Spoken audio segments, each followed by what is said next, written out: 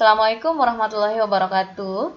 Pembahasan pada video kali ini adalah mengenai uji tanda atau sign test. Uji tanda merupakan uji non-parametrik yang dapat digunakan untuk menguji hipotesis dari dua sampel yang berpasangan bila datanya berbentuk ordinal. Tujuannya adalah untuk menguji dugaan ada atau tidaknya perbedaan dari dua kondisi yang berbeda untuk dua sampel yang berpasangan tersebut. Contoh sampel yang berpasangan yaitu misalnya sampel yang diukur sebelum diberi perlakuan dengan sesudah diberi perlakuan. Uji ini dinamakan uji tanda karena data yang digunakan dinyatakan dalam bentuk tanda-tanda yaitu tanda positif dan tanda negatif. Data yang bertanda positif dan negatif ini bersifat ordinal. Adapun rumus yang digunakan dalam uji tanda bergantung pada ukuran sampel yang akan dianalisis, atau di sini disebut dengan N-nya. Jika N-nya kurang dari sama dengan 25, maka pengujian dilakukan dengan menggunakan prinsip-prinsip uji binomial. Sementara jika N-nya lebih dari 25, maka dapat dilakukan dengan menggunakan pendekatan Chi kuadrat. Perlu dicatat bahwa N di sini merupakan jumlah data yang bertanda positif dan negatif. Untuk data yang nilainya 0 atau untuk data yang tidak mengalami perubahan, maka tidak akan ikut untuk dianalisis. Uji tanda dilakukan dengan langkah-langkah sebagai berikut, yakni yang pertama merumuskan hipotesis, yang kedua menentukan tingkat signifikansi atau alfa, yang ketiga menghitung nilai statistik uji, yang keempat menentukan kriteria pengujian, dan nanti terakhir yang kelima membuat kesimpulan. Agar lebih mudah memahami prosedur uji tanda, diberikan contoh-contoh berikut ini. Contoh yang pertama, bagaimana langkah pengujian hipotesis untuk uji tanda dengan sampel kecil yakni N kurang dari sama dengan 25. Misalkan suatu universitas yakni Universitas A akan mengadakan kegiatan promosi kampus di SMA Z. Sebagai data dilakukan penelitian untuk melihat apakah terdapat perbedaan minat siswa untuk berkuliah di kampus tersebut sebelum dan sesudah diadakan kegiatan promosi itu. Oleh karenanya, diambil data sebanyak 20 orang siswa secara acak, kemudian mereka diminta untuk mengisi kuesioner yang isinya pernyataan mengenai minat dari mahasiswa tersebut, dimulai dari angka 1 sampai 5, di mana 1 menyatakan sangat tidak minat, dan seterusnya sampai 5 sangat minat. Siswa diminta mengisi beberapa waktu sebelum kegiatan promosi tersebut. Kemudian, untuk melihat perubahan sikapnya, siswa diminta lagi mengisi kembali setelah kegiatan promosi dilakukan. Ujilah dengan tingkat signifikansi 5% apakah terdapat perbedaan minat siswa untuk berkuliah di Universitas A sebelum dan sesudah diadakan kegiatan promosi kampus. Untuk data hasil isian dari ke-20 siswa, seperti yang terlihat pada layar. Dapat dilihat pada kolom yang ini berisi nomor dari siswa, nomor responden, mulai dari siswa yang pertama sampai siswa yang ke-20. Kemudian kolom yang ini berisi jawaban siswa sebelum diadakan promosi kampus. Kemudian untuk kolom yang bagian ini atau kolom yang bagian Y ini merupakan isian siswa sesudah diberikan atau diadakan kegiatan promosi kampus. Langkah pertama yang dilakukan adalah merumuskan hipotesis. Adapun bentuk umum dari hipotesis pada uji tanda, yakni H0-nya adalah tidak terdapat perbedaan antara kondisi X dan kondisi Y, sementara untuk hipotesis alternatifnya terdapat perbedaan antara kondisi X dan kondisi Y. Sehingga untuk contoh kasus yang pertama ini diperoleh hipotesis nolnya adalah tidak terdapat perbedaan minat siswa untuk berkuliah di Universitas A sebelum dan sesudah diadakan kegiatan promosi. Sementara untuk hipotesis alternatifnya, terdapat perbedaan minat siswa untuk berkuliah di Universitas A sebelum dan sesudah diadakan kegiatan promosi. Kemudian langkah yang kedua, yakni menentukan tingkat signifikansi atau alfa. Nah, pada contoh kasus ini telah ditentukan akan menggunakan alfa 5%, sehingga pengujian hipotesis dilakukan dengan tingkat kepercayaan 95%. Langkah yang ketiga, yakni menghitung nilai statistik ujinya. Pada tahap ini, yang pertama-tama yang akan dilakukan adalah akan ditentukan tanda untuk setiap pasangan dari nilai data. Tanda yang dimaksud adalah tanda positif, negatif, ataupun tanda nol yang diberikan untuk setiap data sampel yang berada pada kolom yang ini. Untuk memberikan tanda pada setiap pasangan nilai data, maka yang perlu diperhatikan adalah kolom bagian X dan bagian Y, di mana kolom bagian X di sini berarti minat siswa sebelum diadakannya kegiatan promosi, sementara Y adalah minat siswa setelah diadakannya kegiatan promosi kampus. Cara untuk memberikan tandanya, yakni apabila terjadi kenaikan nilai dari X ke Y, maka berikan tanda positif. Sebaliknya, bila terjadi penurunan dari X ke Y, maka berikan tanda negatif. Apabila tidak terjadi perubahan dari X dan Y, maka berikan nilai 0. Kita lihat contoh. Untuk data responden yang pertama, terjadi kenaikan dari keadaan X ke keadaan Y, sehingga diberikan tanda positif. Kemudian untuk contoh data responden nomor 3, terjadi penurunan dari keadaan X ke keadaan Y, sehingga diberikan tanda negatif atau tanda minus.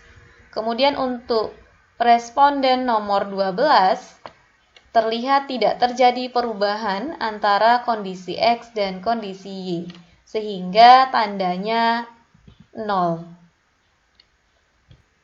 Setelah menentukan tanda untuk setiap nilai pasangan data, yang berikutnya ditentukan nilai N. N di sini menyatakan jumlah sampel yang akan dianalisis, yaitu jumlah data yang bertanda positif dan negatif saja. Sementara untuk data dengan tanda 0 tidak diikutsertakan dalam analisis. Dari data tadi diketahui bahwa terdapat 2 data dengan tanda 0, kemudian ada 13 data yang bertanda positif sehingga N1-nya adalah 13, ada 5 data yang bertanda negatif sehingga N2-nya sama dengan 5, sehingga diperoleh N-nya adalah 18. Karena N-nya 18, maka pengujian dilakukan dengan menggunakan prinsip-prinsip distribusi binomial. Karena menggunakan pendekatan binomial, maka akan dihitung nilai probabilitas kumulatif dari nilai X atau yang disebut juga dengan PX. Nilai PX, seperti juga sudah dibahas sebelumnya pada video berjudul Uji Binomial, dapat ditentukan dengan 2 cara, yakni yang pertama dapat menggunakan tabel binomial, atau yang kedua dapat dihitung secara manual menggunakan rumus binomial seperti yang sudah ditampilkan pada slide sebelumnya. Untuk menentukan nilai PX ini, maka perlu ditentukan terlebih dahulu nilai X-nya, di mana X di sini menyatakan jumlah tanda yang paling sedikit antara data bertanda positif dan bertanda negatif.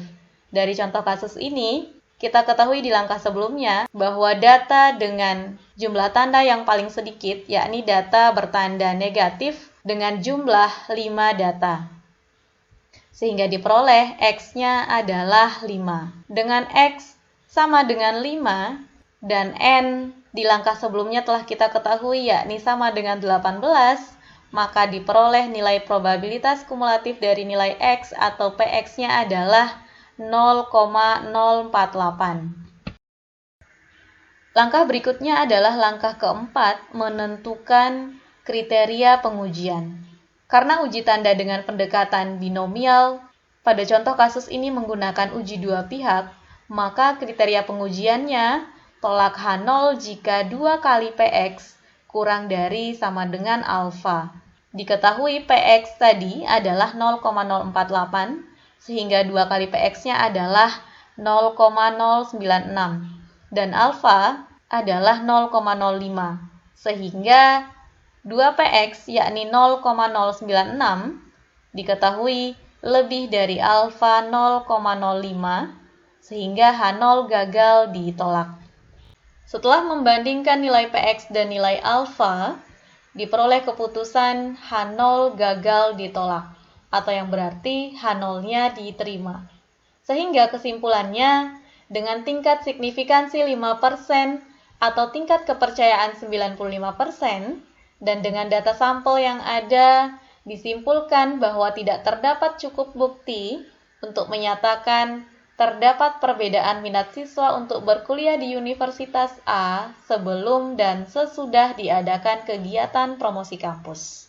Demikian tadi contoh yang pertama, yakni contoh penerapan uji tanda untuk sampel kecil, yakni sampel N kurang dari sama dengan 25. Yang berikutnya untuk contoh yang kedua, akan ditunjukkan bagaimana penerapan uji tanda untuk menguji hipotesis komparatif untuk sampel besar, yakni N lebih dari sama dengan 25. Di mana untuk sampel besar dapat digunakan pendekatan Chi kuadrat dengan rumus seperti ini. Misalkan kita akan tetap menggunakan contoh kasus seperti pada contoh kasus yang pertama, hanya saja sampel yang diambil pada contoh kasus yang kedua ini terdiri dari 100 sampel. Kemudian misalkan berdasarkan pengamatan diperoleh data yang bertanda positif yakni 70 orang, kemudian data yang bertanda negatif ada 30 orang siswa. Berarti di sini N1-nya adalah 70 dan N2-nya adalah 30, maka kita diminta untuk melakukan uji tanda, yakni dengan tingkat signifikansi 5%, apakah terdapat perbedaan minat siswa untuk berkuliah di Universitas A sebelum dan sesudah diadakan kegiatan promosi kampus. Untuk pengujian hipotesis pada contoh kasus yang kedua ini, secara umum untuk langkah yang pertama dan yang kedua dilakukan sama seperti pada contoh yang sebelumnya. Kemudian untuk langkah yang ketiga, yakni menghitung nilai statistik uji, maka kita menggunakan pendekatan Chi kuadrat, yakni dengan rumus yang seperti terlihat pada layar. Kita ketahui pada contoh kasus yang kedua ini, untuk banyak data positifnya atau N1-nya adalah 70, kemudian banyak data negatif atau N2-nya 30. Sehingga setelah kita masukkan ke dalam rumus ini, diperoleh Chi kuadrat hitungnya yakni 15,21. Langkah keempat yakni menentukan kriteria pengujian. Untuk kriteria pengujiannya, maka kita akan tolak H0 jika Chi kuadrat hitungnya lebih dari Chi kuadrat tabel. Pada langkah sebelumnya telah kita ketahui Chi kuadrat hitungnya itu adalah 15,21. Sementara untuk Chi kuadrat tabel dapat diperoleh dengan melihat tabel Chi kuadrat. Dengan derajat kebebasan 1 dan taraf signifikansi 5%, diperoleh Chi kuadrat tabelnya adalah 3,841. Kemudian karena Chi kuadrat hitungnya yakni 15,21 lebih dari Chi kuadrat tabel 3,841, maka H0 ditolak. Setelah membandingkan nilai Chi kuadrat hitung dan Chi kuadrat tabel pada langkah sebelumnya, diperoleh keputusan H0 ditolak. Sehingga kita dapat menarik kesimpulan bahwa dengan tingkat signifikansi 5% atau tingkat kepercayaan 95% dan dengan data sampel yang ada, disimpulkan terdapat cukup bukti untuk menyatakan bahwa terdapat perbedaan minat siswa untuk berkuliah di Universitas A sebelum dan sesudah diadakan kegiatan promosi kampus. Sekian untuk pembahasan kali ini. Sampai jumpa pada pembahasan berikutnya.